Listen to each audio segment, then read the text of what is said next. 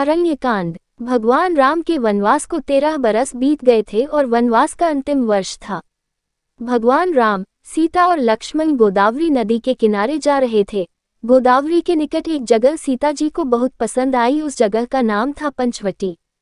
तब भगवान राम अपनी पत्नी की भावना को समझते हुए उन्होंने वनवास का शेष समय पंचवटी में ही बिताने का निर्णय लिया और वहीं पर वह तीनों कुटिया बनाकर रहने लगे।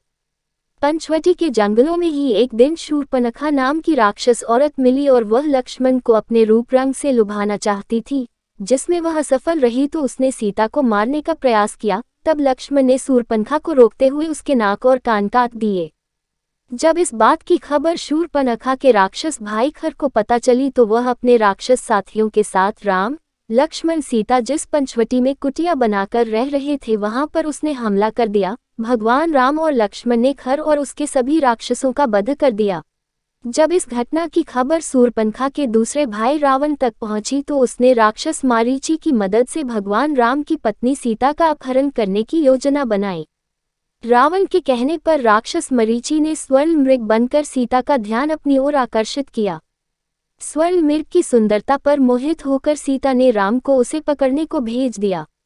भगवान राम रावण की इस योजना से अनभिज्ञ थे क्योंकि भगवान राम तो अंतर्यामी थे। फिर भी अपनी पत्नी सीता की इच्छा को पूरा करने के लिए वह उस स्वर्ण मृग के पीछे जंगल में चले गए और माता सीता की रक्षा के लिए अपने भाई लक्ष्मण को बोल दिए। कुछ समय बाद माता सीता ने भगवान राम की करुणा भरी मदद की आवाज सुनाई पड़ी तो माता सीता ने लक्ष्मण को भगवान राम की सहायता के लिए जबरदस्ती भेजने लगी। लक्ष्मण ने माता सीता को समझाने की बहुत कोशिश की कि भगवान राम अजय हैं और उनका कोई भी कुछ नहीं कर सकता। इसलिए लक्ष्मण अपने भ्राता राम की आज्ञा का पालन करते हुए माता सीता की रक्षा करना चाहते थे। लक्ष्मण और माता सीता में बात इतनी बढ़ गई कि सीता जी ने लक्ष्मण को वचन देकर भगवान राम की सहायता करने के लिए लक्ष्मण को आदेश दे दिया।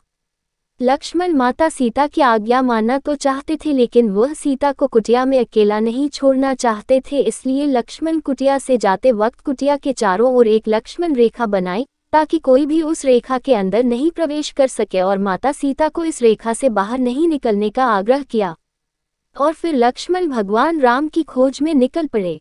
इधर रावण जो घात लगाए बैठा था, जब उसने से रास्ता साफ देखा तब वह एक साधु का वेश बनाकर माता सीता की कुटिया के आगे पहुंच गया और भिक्षा मांगने लगा। माता सीता रावण जो कि एक साधु के वेश में था उसकी कुटिलता को नहीं समझ पाए और उसके भ्रमजाल में आकर लक्ष्मण की बनाई गई लक्ष्मण रेखा के बाहर कदम रख दिया और रावण माता सीता को बलपूर्वक उठाकर ले गया। जब रावण सीता को बलपूर्वक अपने पुष्पक विमान में ले जा रहा था तो जटायु नाम का गिद्ध ने उसे रोकने की कोशिश की। जटायु ने माता सीता की रक्षा करने का बहुत प्रयास किया और जिसमें वह प्राणघातक रूप से घायल हो गया। रावण सीता को अपने पुष्पक विमान से उड़ाकर लंका ले गया और उन्हें राक्षसियों की कड़ी सुरक्षा में लंका के अशोक वाटिका में डाल दिया। फिर रावण ने माता सीता के सामने उनसे विवाह करने की इच्छा प्रकट की, लेकिन माता सीता अपने पति भगवान राम के प्रति समर्पण होने के कारण रावण से विवाह करने के लिए मना कर दिया। धर भगवान राम और लक्ष्मण माता सीता के अपहरण के बाद उनकी खोज करते हुए जटायु से मिले। तब उन्हें पता चला कि उनकी पत्नी सीता को लंकापति रावण उठाकर ले गया है। तब वह दोनों भाई सीता को बचाने के लिए निकल पड़े।